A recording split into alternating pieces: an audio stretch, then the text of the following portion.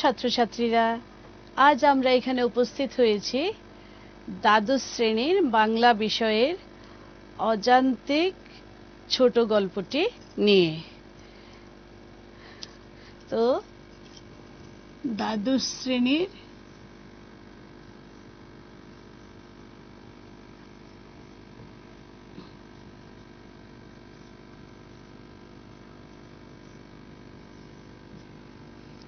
বিষয় বাংলা,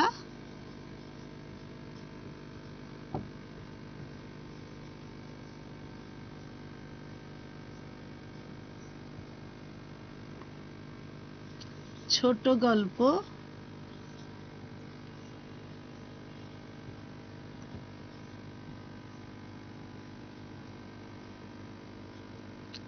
অযান্ত্রিক।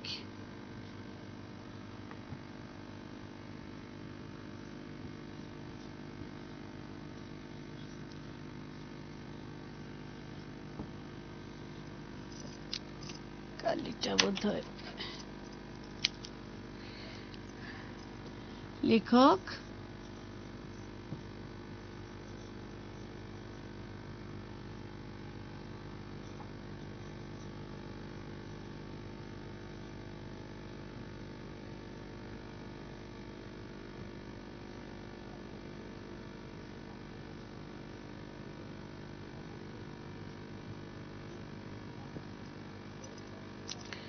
লেখক সুবোধ ঘোষ।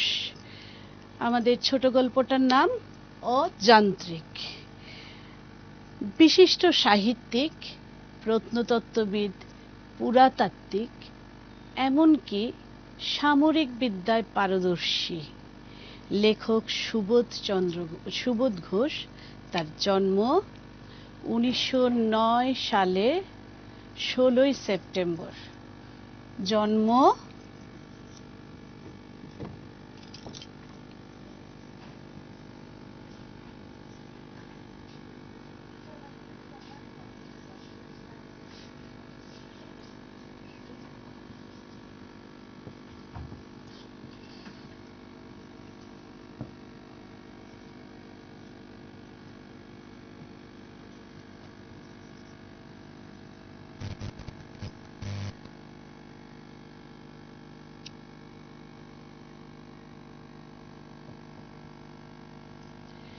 বিহারের হাজারিবাগে তার জন্ম।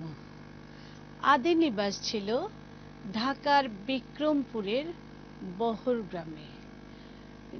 পড়াশোনা তার শুরু হয়েছিল হাজারিবাগে। তো হাজারিবাগে সেন্ট কলম্বাস কলেজে তিনি ভর্তি হয়েছিলেন, কিন্তু দৈন্যতা, দারিদ্রতার জন্য তিনি পড়াশোনা বেশি দূর পর্যন্ত করতে পারেননি। প্রথাগত পদ্ধতিতে পড়াশোনা তিনি করতে পারেননি, কিন্তু জীবনের অভিজ্ঞতায় তিনি উচ্চাসনে অধীন ছিলেন। তিনি বিশিষ্ট দার্শনিক মহেশ ঘোষের লাইব্রেরিতে বসে পড়াশোনা করতেন।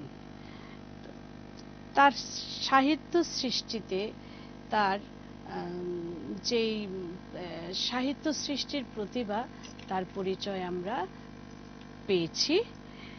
শিক্ষা জীবন শেষ করার আগেই তার কর্মজীবন শুরু হয়েছিল। বিচিত্র ধরনের কাজ তার জীবনে তাকে করতে হয়েছিল। প্রথমে বাস কন্ডাক্টরের কাজ শুরু করেন, তারপর প্রাইভেট টিউশন, তারপর ট্রাক ড্রাইভার, সার্কাসেও কাজ করেছিলেন। কিছুদিন বোম্বাইয়ের মিউনিসিপ্যাল কর্পোরেশনে ঝাড়ুদারের কাজ করেছিলেন। এরপর মহামারী টিকা প্রদানের জীবিকা নির্বাহ করার জন্য, টিকা প্রদানের জন্য তিনি গিয়েছিলেন আফ্রিকায়। এই দৈন্যতা এবং দারিদ্র্য, দুঃখ তাকে জর্জরিত করে ফেলেছিল, কিন্তু এর মধ্যেও তিনি হার মানেননি, পরাজয় স্বীকার করেননি, ব্যর্থতায় পর্যবসিত হননি। পাশাপাশি তিনি সাহিত্য চর্চা করে গেছেন।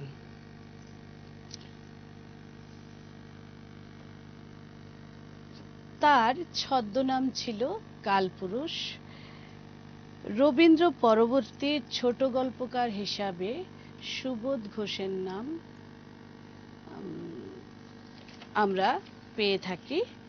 তিনি অন্যতম ছিলেন। তার প্রথম গল্প অযান্ত্রিক, আজকে আমরা যে গল্পটা পড়ব। এরপর তিনি লিখেছেন ফসিল। এই দুটো গল্পই বাংলা সাহিত্যে সাড়া জাগিয়েছিল।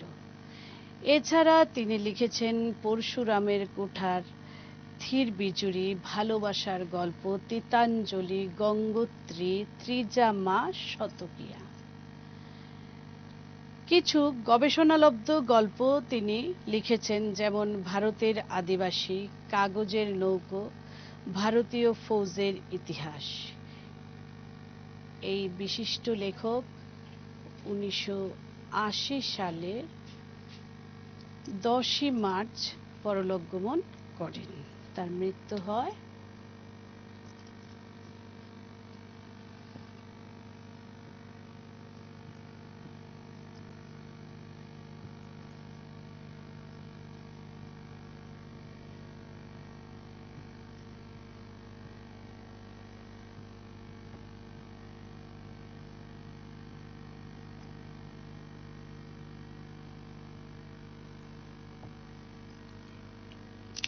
আজকে আমরা যে ছোট গল্পটা পড়ব সেই ছোট গল্পটা আনন্দবাজার পত্রিকায় প্রথম প্রকাশিত হয় বাৎসরিক দোল সংখ্যায় 1940 সালে। তো আমরা গল্পটা শুরু করি। এই গল্পটা ছোট গল্পকার সুবোধ ঘোষ লিখেছেন খুব সুন্দরভাবে। মানুষ এবং যন্ত্রের মধ্যে কি সুন্দর একটা অযান্ত্রিক সম্পর্ক গড়ে ওঠে, সেইটাই আমরা এখানে দেখব। যন্ত্র তো যন্ত্রই, এর মধ্যে কোনো জীবন থাকে না। তাকে চালানো যেতে পারে, সে চলতে পারে, তাও মানুষের দ্বারা।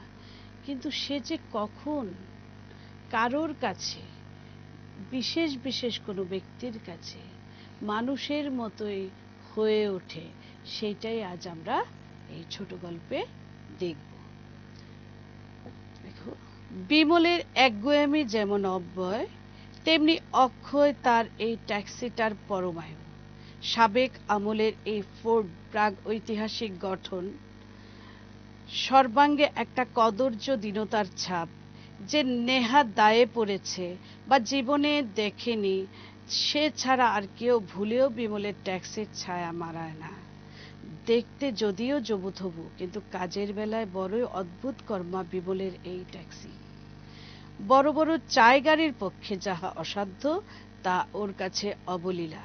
এই দুর্গম অব্রখনি অঞ্চলে ভাঙাচোরা ভয়াবহ জঙ্গলি পথে ঘোর বর্ষার রাত্রে যখন ভাড়া নিয়ে ছুটতে সব গাড়িই নারাজ, তখন সেখানে অকুত ভয়ে এগিয়ে যেতে পারে শুধু বিমলের এই পরম প্রবীণ ট্যাক্সিটি।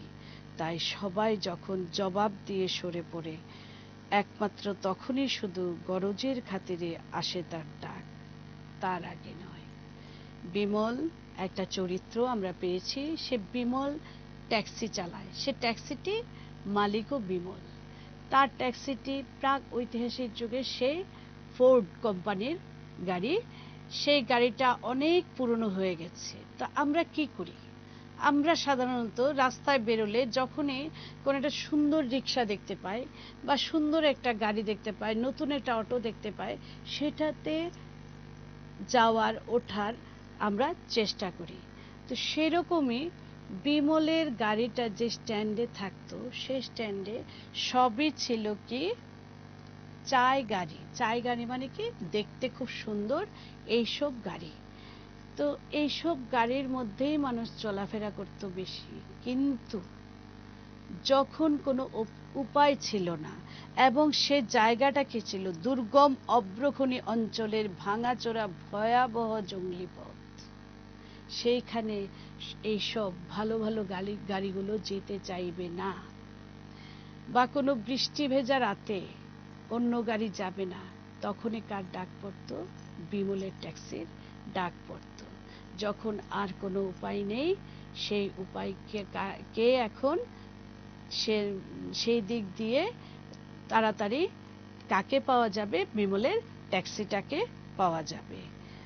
ত্রাণকর্তা হিসাবে বিমলই তখন দাঁড়ায় তার ট্যাক্সি নিয়ে। ট্যাক্সি স্ট্যান্ডে সারি সারি জমকালো তরুণ নিউ মডেলের মধ্যে বিমলের বুড়ো ফোর্ড দাঁড়িয়ে দাঁড়িয়ে ঝিমোয়, জটায়ুর মতো তার জরাভার নেই। বাস্তবিক বড় দৃষ্টিকটু। তার চেহারাটা কিরকম ছিল এখন, সেটার বর্ণনা দিয়েছেন লেখক খুব সুন্দর করে। তালিমারা হুড, সামনের আরশিটা ভাঙা, তোবড়ানো বনেট, কালিজুলি মাখা পর্দা আর 4টে চাকার টায়ার পটি লাগানো। সে এক অপূর্ব স্ত্রী। এখানে সে এক অপূর্ব স্ত্রী, অপূর্ব স্ত্রী শব্দটা ব্যবহার করা হয়েছে ব্যঙ্গাত্মক অর্থে। মানে এরকম দেখতে তার ট্যাক্সিটা, সে পুরনো ট্যাক্সি, সেইটার কিরকম কিরকম সবকিছু আছে। হুডটাও তালিমারা, সামনের আয়নাটাও ভাঙা, তোবড়ানো বনেটটাও কুঁচকে আছে, কালিজুলি মাখা পর্দা আর 4টে চাকার মধ্যে পটি লাগানো। সেগুলো মধ্যে নতুনত্ব কিছু না, অনেক পুরনো চাকা, একটু একটু করে পটি লাগানো। তাহলে সেটা কি অপূর্ব স্ত্রী দেখতে সুন্দর হতে পারে? হতে পারে না। সেটা ব্যঙ্গ করে বলা হয়েছে। পদানিতে পা দিলে মারানো কুকুরের মতো ক্যাচ করে আর্তনাদ করে ওঠে। মোটা তেলের ছাপ লেগে সিটগুলো এত কলঙ্কিত যে সুবেশ কোনো ভদ্রলোককে পায়ে ধরে সাধলেও তাতে বসতে রাজি হবেন না।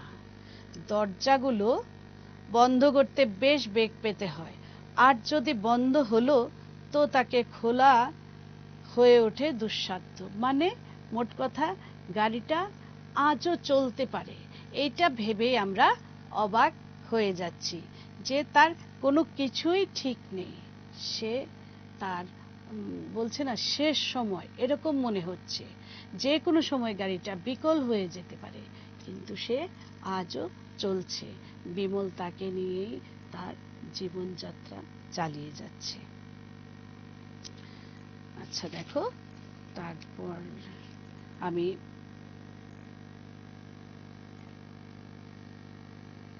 পড়ছি। দেখো, সবটা জায়গা সবটা গল্প আমি পড়ছি না, অল্প অল্প জায়গা বাদ দিচ্ছি।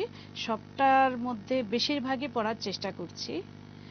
কত রকমই না বিদ্রূপ আর বিশেষণ পেয়েছে এই গাড়িটা। বুড্ঢা ঘোড়া, খোড়া হাঁস, কানা ভুঁইস, তাকে বিদ্রূপ করে কেউ কেউ এই বলে ডাকে গাড়িটাকে। কিন্তু বিমলের কাছ থেকে একটা আদুরে নাম পেয়েছে এই গাড়ি, জগদ্দল। যারা ওকে বিশ্লেষণ করে, যারা ওকে মানে ব্যঙ্গ করে বিভিন্ন নাম দিয়েছে, সেইখানে তার মালিক কিন্তু তাকে সস্নেহে সুন্দর একটা নাম দিয়েছে, জগদ্দল। এই নামেই বিমল তাকে ডাকে। তার ব্যস্তত্রস্ত কর্মজীবনে সুদীর্ঘ 15টি বছরের সাথী এই যন্ত্র পশুটা, সেবক, বন্ধু আর অন্নদাতা। লেখক কি সুন্দর করে উপস্থাপন করেছেন। দীর্ঘ 15 বছর ধরে এই জগদ্দল, বিমলের দেওয়া আদুরে নাম, ট্যাক্সিটা বিমলের বন্ধু, সেবক, অন্নদাতা। তার সেবা করে যাচ্ছে, তার অন্ন যোগাচ্ছে এবং তার বন্ধু। সে এরকম ভাবে বিমল জগদ্দলের সঙ্গে ওতপ্রোতভাবে জড়িত, সেটা বোঝা যায় তার কথা থেকে। জগদ্দলকে সে এত ভালোবাসে, তার কখন জলের প্রয়োজন হয়, তার কখন বিশ্রামের প্রয়োজন হয়, সে এত ভালো করে বোঝে। সে সুন্দর করে ওকে জিজ্ঞেস করে, যেমন একজন মানুষ আরেকজন মানুষেরই সঙ্গে কথা বলছে। ভারী তেষ্টা পেয়েছে না রে জগদ্দল, তাই হাঁসফাঁস করছিস? দাঁড়া বাবা দাঁড়া। জগদ্দলকে রাস্তার পাশে একটা বড় বট গাছের ছায়ায় থামিয়ে বিমল কুয়ো থেকে বালতি ভরে ঠান্ডা জল আনে। রেডিয়েটরের মুখে ঢেলে দেয় বিমল। বক বক করে 4-5 বালতি জল খেয়ে জগদ্দল শান্ত হয়। আবার চলতে থাকে। জগদ্দলের যখন জলের প্রয়োজন হয়, রেডিয়েটর যেখানে জল ঢেলে ঠান্ডা করা হয় একটা গাড়িকে, সেইখানে সে জগদ্দলকে সুন্দর করে একটা গাছের ছায়ায় দাঁড় করায়, তার যাতে কোনো অসুবিধা না হয়। সে তখন জল এনে বালতি ভরে ভরে রেডিয়েটরে জল ঢালছে, তখন জগদ্দল শান্ত হয়ে যায়। এরপর আবার চলতে থাকে। যেমন একজন মানুষ, বড় মানুষ, তার সন্তানকে ভালোবাসে, কি করে সন্তানকে কি করে চালিয়ে নিতে হয় যেমন বোঝে, ঠিক তেমনি ভাবে জগদ্দলকে নিয়ে চলতে থাকে বিমল। এই ট্যাক্সির মালিক ও চালক বিমল স্বয়ং। আজ নয়, একটানা 15 বছর ধরে, প্রথম থেকে 15 বছরের সাথী, বন্ধু, সেবক এই জগদ্দল। বিমল এই ট্যাক্সির চালক এবং মালিক। আজ নয়, একদম 15 বছর থেকে, প্রথম দিন থেকেই।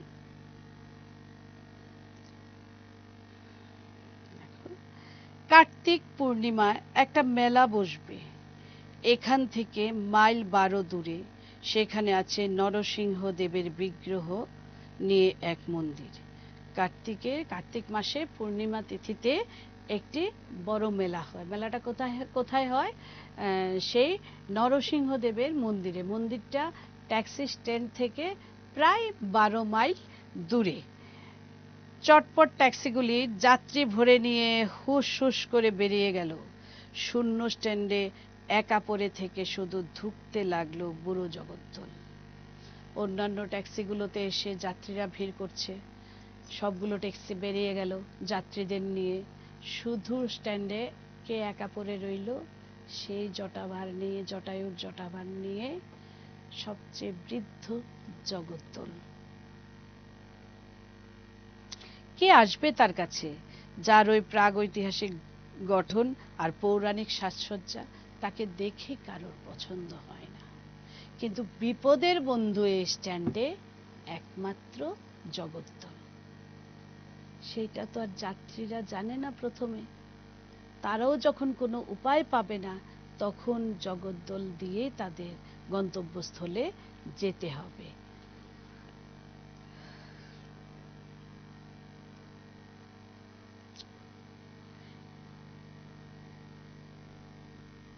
গোবিন্দ এসে সমবেদনা জানিয়ে বলল, কি গো বিমল বাবু, একটাও ভাড়া পেলে না? না।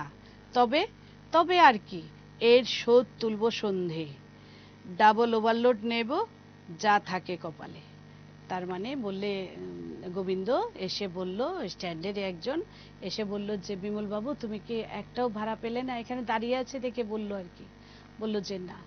তাহলে কি হবে? কিছু হবে না, সন্ধ্যার সময় পুষিয়ে নেব। কিভাবে? Double overload.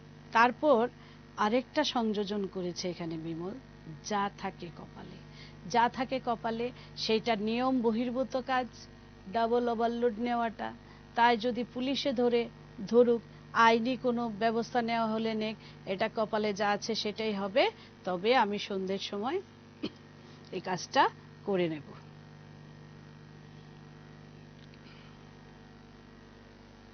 জগদ্দলের প্রসঙ্গে পরের মুখে আলোচনা বিমল কোনো দিনই বরদাস্ত করে না। চেপে যাওয়াই ভালো, নইলে এখনই হয়তো একটা পপ ভাবসা ব্যবহার করে বসবে। জগদ্দলে বিমল এবং গোবিন্দের কথোপকথনে গোবিন্দ বুঝতে পারলো যে জগদ্দল সম্পর্কে কোনো কথা বিমল শুনতে চায় না। যেমন একজন পিতা তার সন্তানের, যদি ধরো কারোর একটা ছেলে বা মেয়ে কোনো একটা ব্যাপারে পিছিয়ে আছে, জানেন মা বাবা, কিন্তু তাদের সামনে যদি কেউ বলেন, ওনারা কিন্তু সেটা মেনে নেন না। সেটা তার বাৎসল্য ভাব, সেটা স্বতঃস্ফূর্তভাবে আসে, সেটা কিন্তু উপর থেকে চাপিয়ে দেওয়া যায় না, সেটা একদম মন থেকে, ভেতর থেকে আসে। সেই রকমটাই জগদ্দলের ব্যাপারে যদি কেউ কিছু বলে, বিমল খুব রেগে যায় এবং খুব বিচ্ছিরি ভাষায় বকাবকিও করে। বাজে কথায় মন না দিয়ে বিমলও ক্যানেস্তারা ভরে জল নিয়ে এলো। পিচকারি দিয়ে বুড়ো জগদ্দলের ধুলো কাদা ধুতে লেগে গেল। হামা দিয়ে গাড়িটার তলায় ঢুকে চিত হয়ে শুয়ে পিচকারির জল ছড়ায়। খুঁটিয়ে খুঁটিয়ে দেখে টাই রডের গলায় গোবরের দাগ গেল কিনা, হ্যাঁ, এরকম আর কি। তো সে কি করলো, টিনের পাত্র করে, ক্যানেস্তারা মানে টিনের পাত্র করে জল এনে জগদ্দলের যেই সব ধুলা ময়লাগুলি লেগে আছে সেগুলি সব ধুয়ে মুছে পরিষ্কার হয়েছে কিনা সেটা দেখলো। আবার দাঁড়িয়ে দাঁড়িয়ে দেখে, হুডটা বেজায় পুরনো, দু জায়গায় ফেটে মস্ত বড় দুটো ফাঁক হাঁ করে আছে, হুডটা ছিঁড়ে গেছে। কি করব জগদ্দল, এবার তালি নিয়ে কাজ চালা। আসছে পুজোয়, কটা ভালো রিজার্ভ পেলে তোকে নতুন র্যাকলিনের হুড পরাবো নিশ্চয়ই। বলছে যে তুই এই হুডটা নিয়ে, এই ছেঁড়া হুডটা নিয়ে এখন কাজ চালিয়ে যা, যখন পুজো আসবে তখন রিজার্ভ নেব, পয়সা হবে, তখন তোকে নতুন হুড পরাবো। জগদ্দলের প্রসাদন এখানেই ক্ষান্ত হয় না। পকেট হাতড়ে বিমল শেষ দুয়ানিটা বার করে কেরোসিন তেল কিনে এনে বল্টুগুলো মুছতে লেগে যায়। তারপরেও জগদ্দলের যে বল্টুগুলো লোহার, সেগুলোতে মরচে পড়ে গেছে। পকেটে হাত দিয়ে, দুয়ানা ছিল শুধুমাত্র পকেটে, সেটা দিয়ে কেরোসিন তেল যতটুকু পায় সেটা এনে সে বল্টুগুলোকে, মরচে ধরা বল্টুগুলোকে পরিষ্কার করতে লাগলো। গোর এসে বলল, এ কি হচ্ছে বিমল বাবু, ভাঙা মন্দিরে চুনকাম?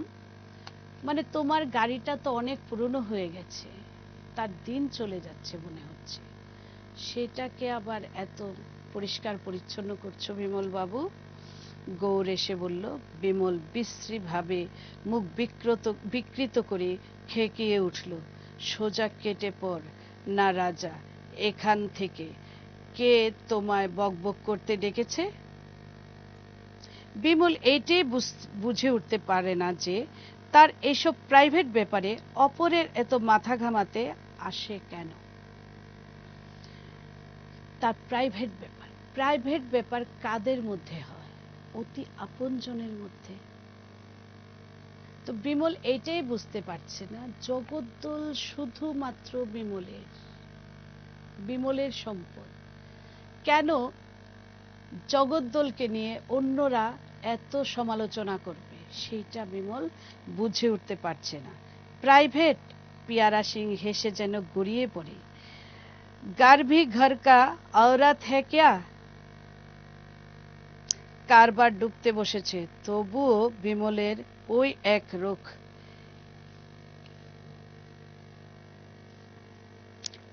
এই কুদৃশ্য বুড়ো গাড়িটার উপর একটা উৎকট মায়া তার কারবারি বুদ্ধিকেও দিয়েছে ঘুলিয়ে। তা না হলে এত বড় মুখ্যি চোষক কৃপণ বিমল, যে ধানবাদে পুরীর দাম বেশি বলে দিনটা উপসে কাটিয়ে পরদিন গয়ায় ফিরে সস্তা দরে দুগুণ খাওয়া খায়, সেই বিমল অকুণ্ঠ হাতে এই গাড়ির পিছনে খরচ করে চলেছে, ভস্যে ঘি ডালছে। তার মানে গাড়িটা এতটাই পুরনো হয়ে গেছে, তার আর আগের মতো চলা কোনো মতেই সম্ভব হবে না। সেটা যেন বিমল বুঝতে চায় না। সে খুব হিসেব করে চলে তার খাওয়া দাওয়া নিয়েও, কিন্তু এই গাড়ির জন্য সে অনেক পয়সা খরচ করে।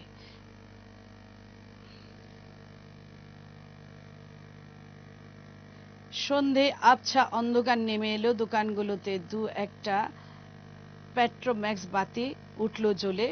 ময়রার দোকানে উনুন থেকে পুঞ্জ পুঞ্জ ধোঁয়া ছড়িয়ে পড়ে অন্ধকারটা আরো পাকিয়ে তুলল। অদূরে ট্রাফিক পুলিশটাকেও একটু আনমনা দেখাচ্ছে, পোটলা পুটলি নিয়ে একদল চাষি গেরস্ত আসছে এইদিকে, দূর দেহাতি যাত্রী সব। চাষিরা আসছে, দূর গ্রামের হয়তোবা হতে পারে। এই তো শুভ লগ্ন। বিমল হাঁকলো, গলা নয়তো চোং বিশেষ। চালাও চালাও, রামনগর, রাঁচি, নয়াসরায়, মজুদগঞ্জ, চিত্রপুর, ঝালদা, কনসেশন রেট মানে বিশেষ ছাড় দেওয়া হবে। কোথায় কোথায় যাওয়া চাই সেই জায়গাগুলোর নাম বলছে, ওই যাত্রীগুলোকে বিমল ডাকছে। আগন্তুক যাত্রী দলের কানের ভিতর দিয়ে মরমে পৌঁছলো এই ডাক, কনসেশন রেট, মানে বিশেষ ছাড়, যে বাড়তি ছাড় যেটা সেটা দেওয়া হবে। কিন্তু সংখ্যায় 14 জনেরা বুড়ো জগদ্দলের উদর গহ্বরে 6 জনের স্থান ঠেসে দিলে কজনকে? 14 জনকে। জগদ্দলের মধ্যে 6 জন ঢুকতে পারবে, বসতে পারবে, এখানে 14 জনকে ঢুকিয়ে দেওয়া হলো, যেমন ক্যাঙ্গারুর পেট। কার সাধ্য বোঝে বাইরে থেকে কটি জীব সেখানে প্রচ্ছন্ন। তারপর জগদ্দল গেল। জগদ্দলের বিরুদ্ধে সমস্ত দুনিয়াটা ষড়যন্ত্র করছে, এইরকম একটা সংশয় বিমলের মনে দৃঢ়মূল হয়ে গেছে। দেখে আর আশ্চর্য হয়, উড়ন্ত চিলগুলিও বেছে ঠিক জগদ্দলের মাথার উপর মলত্যাগ করে।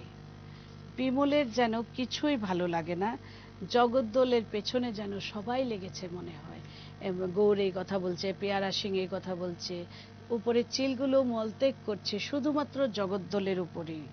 পথচারী লোকেরা পান খেয়ে হাতের চুনটি মানে নিঃসংকোচে তারা জগদ্দলের মধ্যে মুছে নিচ্ছে সেরকম। স্ট্যান্ডে আরো তো ভালো মন্দ 27টা গাড়ি রয়েছে, তাদের তো কেউ এতটা অশ্রদ্ধা করতে সাহস পায় না। জগদ্দলই বা কার পাকা ধানে এমন মই দিল।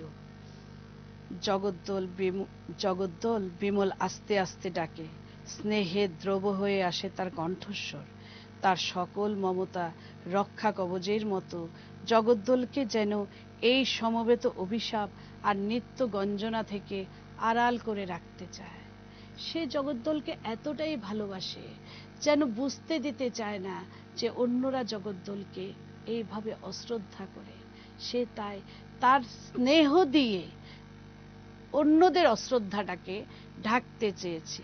কুছ পরোয়া নেই জগদ্দল, আমি আর তুই আছি, একটা সুদর্পিত চ্যালেঞ্জ ঘোষণা করে বিমল বেপরোয়া ভাবে বিড়িতে জোরে জোরে টান দিয়ে যেন প্রতি সংগ্রামের জন্য প্রস্তুত হয়ে নেয়। কোনো পরোয়া করতে হবে না জগদ্দল, আমি আছি আর তুই আছিস, আর তো কেউ লাগে না আমাদের। তো সেইটা যেন সে খুব গর্ব করে বলল। জগদ্দলকে নিয়ে এই অহেতুক গর্বে বিমল ফুলে থাকতো সর্বদা। জগদ্দল তার গত 15 বছরের বিলাসে বেসনে দুর্দিনে নিত্য সহচর। একাগ্র সেবায় তাকে পরিপুষ্ট করে এসেছে। দেব নরসিংহের কাছে কত লোক কত বিচিত্র মানত করে, কত রূপং দেহি যশ দেহি। বিমল 2 পয়সার ফুল বাতাসা নরসিংহের পায়ের কাছে রাখে। মনে মনে ধ্বনিত হয় একান্ত প্রার্থনা, সামান্য একটু দাবি। কি দাবি করেছিল বিমল? অনেকেই তো অনেক মানত করে গিয়ে নরসিংহদেবের কাছে। কবে মেলাটা হয়? কার্তিক মাসে মেলাটা হয়ে থাকে, পূর্ণিমাতে, কার্তিক মাসের পূর্ণিমাতে মেলাটা হয়ে থাকে। বিমল কি প্রার্থনা করে? হে বাবা, জগদ্দল যেন বিকল না হয়, এই বয়সে আর আমার সঙ্গীহীন করো না বাবা, দোহায়। তার প্রার্থনাটা শুনে মনে হচ্ছে যে সত্যি জগদ্দলকে জীবন্ত হিসাবেই পেয়েছে বিমল।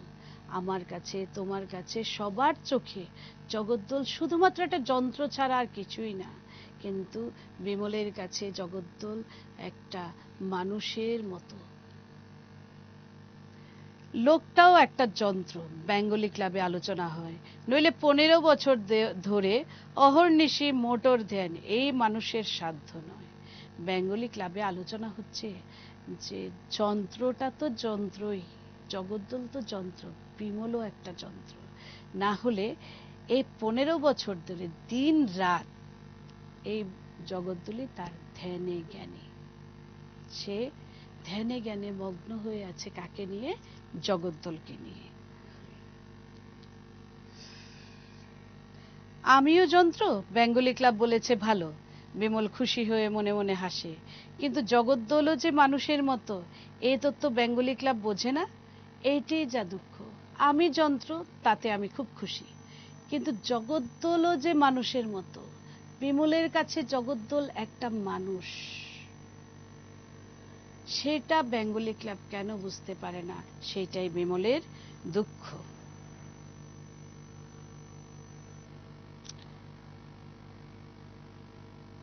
এই কম্পিটিশনের বাজারে এই বুড়ো জগদ্দলই তো দিন গেলে নিদেন 2টি টাকা তার হাতে তুলে দিচ্ছে, আর তেল কম খায়। আর তেল খায় কত কম, গ্যালনে সোজা 22টি মাইল দৌড়ে যায়। বিমল গরিব, জগদ্দল জেনে এইটুকু বুঝে। বিমল বলছে, তার যুক্তিগুলো আমরা খুব সুন্দরভাবে, দেখো এখানে দেওয়া আছে, আমরা যদি একটু লক্ষ্য করি, দেখো এই কম্পিটিশনের বাজারে বিমলকে কে খাওয়াচ্ছে, কে পড়াচ্ছে? জগদ্দল। তার তেল কম লাগছে, মাত্র 22 গ্যালন, মাত্র 1 গ্যালনে সে 22 মাইল যেতে পারে। সেটা বিমল যে গরিব, জগদ্দল সেটা বুঝে এত কম তেল খরচ করছে। সেটা বিমল বুঝছে যে তাকে একমাত্র জগদ্দলই বুঝে, আর কেউ বোঝে না। সুতরাং জগদ্দলই তার বন্ধু। আরবি ঘোড়ার মতো প্রমত্ত বেগে জগদ্দল ছুটে চলেছে রাঁচির পথে। সাবাস তার দম, দৌড় আর লোড টানার শক্তি অনুভব। কম্পমান স্টিয়ারিং হুইলটাকে 2 হাতে আঁকড়ে বুকে ঠেকিয়ে বিমল ধরে রয়েছে, অনুভব করছে দুঃশীল জগদ্দলের প্রাণ স্ফূর্তির শিহরণ। সে অনুভব করছে জগদ্দল কি সুন্দর করে চলে যায়, একদম আরবি ঘোড়ার মতন দ্রুত গতিতে সে ছুটতে থাকে। কনকনে মাঘী হাওয়া ইস্পাতের ফলার মতো চামড়া চেঁচে চলে যাচ্ছে। মাথায় জড়ানো কমফোর্টার 2 কানের উপর টেনে নামিয়ে দিল। বিমলের বয়স হয়েছে, আজকাল ঠান্ডা ফান্ডা সহজে কাবু করে দেয়। সম্মুখে পড়ল একটা পাহাড়ি ঘাট। এই সুবিসর্পিত চড়াইটা জগদ্দল রুষ্ট চিতাবাঘের মতো একদম গো গো করে কতবার পার হয়েছে। এই যে চড়াইটা, হ্যাঁ, সাপের মতো পেঁচানো সেই চড়াইটা, সেটা জগদ্দল অনেকবার খুব দ্রুত গতিতে পার হয়ে গেছে। সেদিনও অভ্যস্ত বিশ্বাসে ঘাটের কাছে এসে বিমল চাপলো এক্সিলেটার, পুরো চাপ, যেখানে চাপ দিলে গাড়িটা উঠতে পারে ওপরে। জগদ্দল 50 গজ এগিয়ে খং খং করে কোকিয়ে উঠল, যেন তার বুকের ভেতর কটা হাড় সরে গিয়েছে। উৎকর্ণ হয়ে বিমল শুনল সে আওয়াজ, না ভুল নয়, সেরেছে আজ জগদ্দল, পিস্টন ভেঙে গেছে। কি বলছে? বিমল যখন গাড়িটা চালাচ্ছে, ওই জায়গাটা দিয়ে চড়াইটা দিয়ে উপরের দিকে উঠছে, তখন আজ আর জগদ্দল উঠতে পারছে না। সে হঠাৎ একটা আওয়াজ খং খং করে যেমন কোকিয়ে উঠল, সে বুকের ভেতরে কটা হাড় যেন তার সরে গেল। বিমল খুব কান দিয়ে শুনল, না ভুল নয়, তার পিস্টনটা ভেঙে গেছে।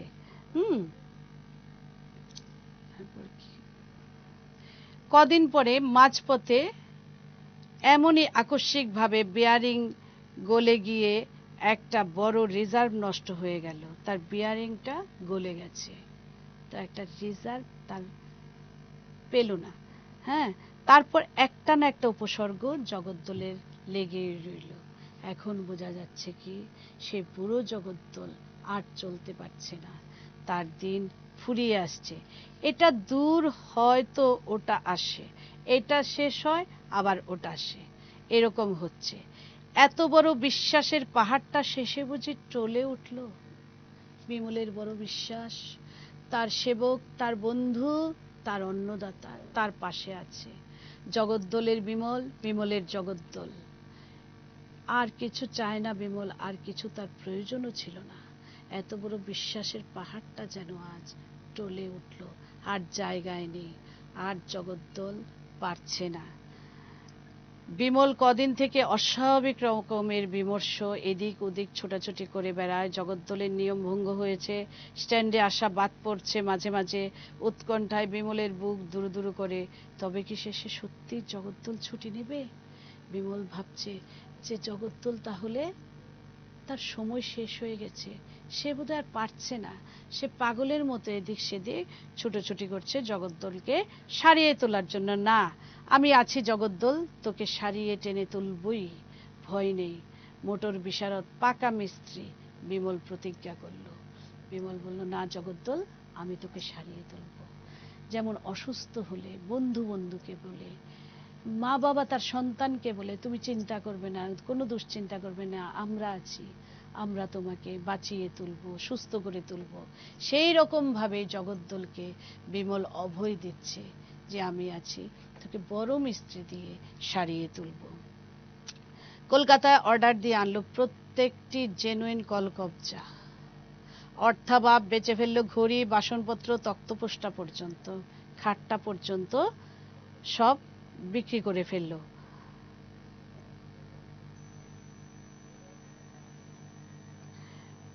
কদিনের অক্লান্ত সেবায় জগদ্দলের চেহারা গেছে ফিরে, দেখাচ্ছে যেন একটা তেজি পেশিওয়ালা পালোয়ান।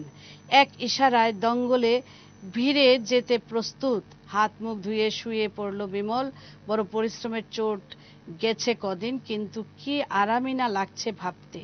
জগদ্দল সেরে উঠছে, কাল সকালে সগর্জনে আবার সে যাবে জগদ্দলকে নিয়ে। হঠাৎ বিমলের ঘুম ভেঙে গেল। শেষ রাত্রি, তবু নিরেট অন্ধকার, খুব অন্ধকার, ঝুপঝুপ করে বৃষ্টি পড়ছে। ধরফর করে উঠে বসলো বিমল। জগদ্দল ভিজছে না তো? গ্যারেজে টিনের ছাদটা যা পুরনো, কত ফাটল আছে তাতে। কোনো ফাঁকে ইঞ্জিনে জল ঢুকলে হয়তো আর কি, বডির নতুন পালিশটাও স্রেফ ঘা করে দেবে। মানে বৃষ্টিতে জগদ্দল ভিজবে। হারিকেন জ্বালিয়ে সে গ্যারেজে ঢুকলো এবং দেখলো যে ইঞ্জিনের জল ঝরে পড়ছে ঠিক ইঞ্জিনের উপর। দৌড়ে শোয়ার ঘর থেকে সে নিয়ে এলো তার বর্ষাতিটা, টেনে আনলো বিছানার কম্বল, শতরঞ্জি, চাদর, বর্ষাতি, রেনকোট জাতীয় কিছু একটা, সবকিছু নিয়ে এলো। তারপর সে কম্বল চাপা দিল ইঞ্জিনের মধ্যে, হ্যাঁ, তার উপর বর্ষাতি, শতরঞ্জি, চাদর দিয়ে গাড়িটাকে সুন্দর করে ঢেকে রাখলো এবং গদিটার উপর গুটিসুটি হয়ে বিমল শুয়ে পড়ল। আরামে তার দু চোখে ঘুমের ঢল নেমে এলো। পরদিনের ইতিহাস। স্ট্যান্ডের উদ্গ্রীব জনতা জগদ্দলকে ঘিরে দাঁড়ালো, যেন একটা অঘটন ঘটে গেছে। স্তুতিমুখর দর্শকেরা দাঁড়িয়ে দাঁড়িয়ে দেখলো বিমলের অপূর্ব মিস্ত্রি প্রতিভার নিদর্শন। বিমল টেনে টেনে কয়েকবার হাঁকলো, কিন্তু এমন যেন কিছু একটা অস্বচ্ছ সে হাসি, একটা শঙ্কার ধূসর স্পর্শে আবিল, মানে কিছু একটা হয়েছে। শহর থেকে দূরে একটা মাঠের ধারে গিয়ে বিমল বেশ কয়েক করে জগদ্দলকে পরীক্ষা করলো। চল বাবা জগদ্দল, এবার পক্ষীরাজের মতো ছাড় তোর পাখা। কিন্তু সেটা হলো না।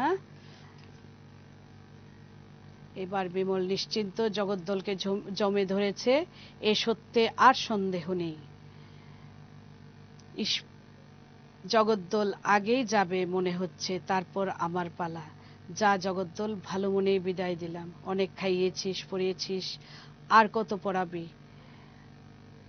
আমার যা হবার হবে, যা কোনো দিন হয়নি তাই হলো। ইস্পাতের গুলির মতোই শুকনো ঠান্ডা বিমলের চোখে দেখা দিল দুফোঁটা জল। বিমল জগদ্দলকে বিদায় দিল। জগদ্দল আর পারছে না। বিমল বুঝতে পেরেছে। একটি চুমুক সবে দিয়েছে বিমল। ফিরে এসে বিমল জগদ্দলকে গ্যারেজের বাইরে বেলতলায় দাঁড় করিয়ে নেমে পড়ল। পেছন ফিরে আর তাকালো না, সোজা গিয়ে উঠোনে বসে পড়ল। সামনে রাখলো 2 বোতল তেজালো মহুয়া গাছ থেকে যে তেজালো যে মদ তৈরি হয়, সেইটা সে সেবন করতে লাগলো, পান করতে লাগলো। সে, তার দুঃখ এতটাই গভীর ছিল। একটু চুমুক দিয়ে শোনা গেল কেউ ডাকছে, বিমল বাবু আছে? গোবিন্দের গলা। গোবিন্দের সঙ্গে এলো একজন মারোয়ারি ভদ্রলোক। তো তারা কেন এসেছে? গাড়ির এজেন্ট নন উনি, পুরানো লোহা কিনতে এসেছেন কলকাতা থেকে। তোমার তো গাদাখানেক ভাঙা এক্সেল রিম টিম জমে আছে, দর বুঝে ছেড়ে দাও এবার। গোবিন্দ বলছে বিমলকে। বিমল খানিকক্ষণ নিষ্পলক তাকিয়ে রইল দুজনের দিকে। ভবিতব্যের ছায়ামূর্তি তার পরম ক্ষুধার দাবি নিয়ে ভিক্ষা ভাণ্ডটি প্রসারিত করে আজ দাঁড়িয়ে সম্মুখে। এমনিতে ফিরবে না সে, শ্রেষ্ঠ ভিক্ষা চাই। বিমল ব্যাপারটা বুঝলো। শ্রেষ্ঠ ভিক্ষা বিমলের কাছে কি? কোন ভিক্ষাটা সে দেবে এবার? হ্যাঁ, আছে পুরানো লোহা, অনেক আছে। কত দর দিচ্ছেন? 14 আনা মন বাপুজি। মারোয়ারি ব্যগ্র জবাব এলো, লড়াই লেগেছে, এই তো মৌকা। ঝেড়ে পুছে সব দিয়ে ফেলুন বাপুজি। হ্যাঁ, সব দেব, আমার ওই গাড়িটাও, ওটা একেবারে অকেজো হয়ে গেছে। হতভম্ব গোবিন্দ শুধু বলল, সে কি গো বিমল বাবু? নেশা ভাঙলো এক ঘুমের পর। তারপর রাত। বিমল আর এক বোতল পান করে শুয়ে পড়ল। ভোর হয়ে এসেছে, থেমে থেমে ঘুম ভেঙে যাচ্ছে বিমলের। বাইরের জাগ্রত পৃথিবীর সমস্ত কোলাহল উপচে একটা শুধু শব্দ বিমলের কানে এসে আছড়ে পড়ছে, ঠং ঠং ঠকাক ঠং। মারোয়ারির লোকজন ভোরে এসে বিমলের গাড়ি টুকরো টুকরো করে খুলে ফেলছে। এরই মাঝে শুনতে পাচ্ছে ঠং ঠং ঠকাক ঠং। জগদ্দলের সমাধি খনন চলছে, যেন কোদাল আর শাবলের শব্দে। সমাধি খনন করতে গেলে এই দুইটা যন্ত্রের প্রয়োজন হয়। এখানে লেখক যে সুন্দর করে এই গল্পটির মধ্যে মানুষ ও যন্ত্রের মধ্যে মানবিক সম্পর্কের প্রতিষ্ঠা করেছেন। যন্ত্র অনুভূতিহীন, কিন্তু এখানে লেখক তার মধ্যে মানবিক অনুভূতির সঞ্চার ঘটিয়েছেন। এছাড়া জগদ্দলকে কেন্দ্র করে বিমলের সার্বিক অনুভূতিকে লেখক দেখিয়েছেন। সমস্ত গল্পে তাদের একটা আত্মিক সম্পর্ক দেখিয়েছেন লেখক। তো এই মোটামুটি গল্পটা তোমরা পড়ে নিও। সত্যি গল্পটা পড়ে আমার মনটাই অন্যরকম হয়ে গেছে। তো আমি এখন প্রশ্নে চলে আসছি। ছোট গল্পে প্রশ্ন দুই ধরনের আসবে, 1-এর মান এবং 6-এর মান। এখানে 3-এর কোনো প্রশ্ন আসবে না, 3-এর মানের কোনো প্রশ্ন আসবে না। সময়ের দিকে খেয়াল রাখছি, খুব তাড়াতাড়ি প্রশ্নগুলো বলছি আমরা। অযান্ত্রিক গল্পটি কার লেখা? আমরা সবাই উত্তরটা জানি, এবং একটি পূর্ণাঙ্গ বাক্যে উত্তর দাও। আবার পুরনো কথাটা বলছি না, পূর্ণাঙ্গ বাক্যে উত্তর দেবে। সুবোধ ঘোষের লেখা। জগদ্দল কোন মডেলের গাড়ি? সাবেক আমলের ফোর্ড গাড়ি। জগদ্দল বিমলের কত বছরের সঙ্গী? 15 বছরের সঙ্গী। গাড়ি ভি ঘর কা औरत হ্যায় কিয়া? কে কাকে বলেছে? পিয়ারা সিং বিমলকে জগদ্দলকে উদ্দেশ্য করে বলেছে। বুলাকি পাগলার নিজের ভাঙা টিনের গামলার উপর কেমন ধরনের স্নেহান্ধতা ছিল? এখানে দেখো গল্পটার এক অল্প অল্প অংশ আমি বাদ দিয়েছি সময়ের দিকে খেয়াল রেখে। এখানে জগদ্দলের ইঞ্জিনে যখন জল পড়ছিল, যেভাবে নিজের বিছানা দিয়ে ঢেকে রেখেছিল বিমল জগদ্দলকে, সেইটা বোঝাতে গিয়ে বুলাকি পাগলার একটা উদাহরণ এনেছেন লেখক।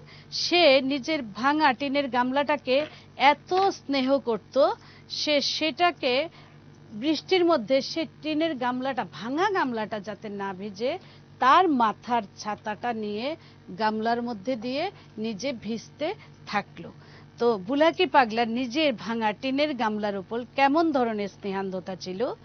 বৃষ্টির জল পড়বে বলে ছাতা ধরে রেখেছিল গামলার ভেতর এবং নিজে বৃষ্টি ভিজছিল। 1 গ্যালনে কতটা দৌড়বে জগদ্দল? 22 মাইল।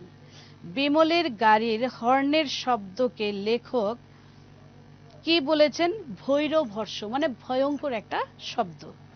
বিমলের গাড়ি কি কি বিদ্রূপ এবং বিশেষণ পেয়েছে? বুড্ডা ঘোড়া, খোড়া হাঁস, কানা বৈশ।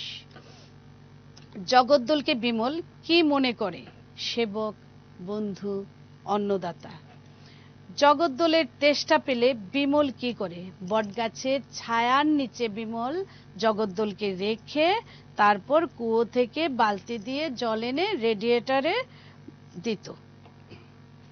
পিয়ারা সিং বিমলকে টিটকারি দিয়ে কি বলেছিল? আর কেন এ বিমল বাবু, এবার তোমার বুড়িকে পেনশন দাও। তার কথা ছিল যে তুমি আরেকটা নতুন গাড়ি আনো। বিমলের রাগের ধরন কেমন? বড় বুনো ধরনের। সে খুব রেগে যেত, জগদ্দলকে যদি কেউ বলতো, সেটা রাগটা ছিল বুনো ধরনের। নরসিংহ দেবের মন্দির কোথায়? ট্যাক্সি স্ট্যান্ড থেকে প্রায় 12 মাইল দূরে। এর শোধ তুলব সন্ধে। কে? বিমল। কিসের শোধ? তৎসময়ে কোনো যাত্রী না আসার শোধ। কিভাবে তুলবে? ডবল ওভারলোড নিয়ে। পুজোয় রিজার্ভ পেলে বিমল কি করবে? জগদ্দলকে নতুন নতুন হুড পরাবে। জগদ্দলের উদর গহ্বরে বিমল কতজনকে বসালো? 6 জন বসায়। অযান্ত্রিক গল্পে উল্লেখিত দুটি প্রবাদ প্রবচনের উল্লেখ করো। যে দুটো এখানে দেওয়া আছে, ভস্যে ঘি ডালা, পাকা ধানে মই দেওয়া। এই দুটো প্রবাদ প্রবচন আমরা এখানে পেয়েছি এই গল্পে। গোবিন্দের সঙ্গে কে এসেছিল? পুরনো লোহার ব্যবসায়ী এক মারোয়ারি ভদ্রলোক। বিমলের মন ভেঙে গেল কেন? বিমলের মন ভেঙে গেল, মন ভাঙার কারণ কি? স্টার্ট নেওয়া মাত্র জগদ্দলের আর দুরন্ত হরিণের মতো গতি না দেখতে পেয়ে বিমলের মনটা ভেঙে গেল। বিমল নিশ্চিত।